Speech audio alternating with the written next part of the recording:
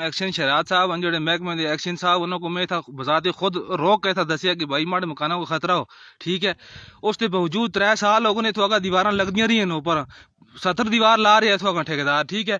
अज मैं तंग आ गया जंदर के बारिशा हुई तो मकान माड़ा तले ऐसी हो, मैं इतना 2 मिनट वास्ते 2 बटन निके निके सटे, ठेकेदार डायरेक्ट फोन करके मुझको एक बदमाशी करता लगा, बदतमीजी करता आता तू मैं तेरे खिलाफ दरखास्त देता हूँ, मुलाजम है मैं पुलिस का हो, यही मुलाजम है सारे मतलब इलाके को पता हो। लेकिन महकमे को भी ये चीज नजर नहीं आई। इससे पहले महकमा आन का खुद इतना देख के ना यार कि वाकई में जायज रोना या ना रोना, जायज बैठता हूँ महकमे वाले बजाय उससे। आज मुझको ठेकेदार कदे आता मैं होन ला कर देना, कदे आता ना लेना, कदे आता या तू दरखास्त दे या तू कोई रो पेट महकमा को आखा यार कि दीवार देसी मैं ता ले महकमे को नजर नहीं आ रहा।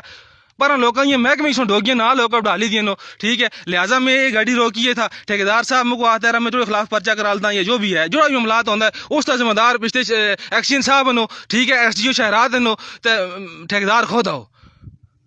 जब तक माड़े मकान की सेफ्टी नहीं हुई, बारिश हुई है देखो दीवार है तलो बिल्कुल अड़े दिन भट्टे हो।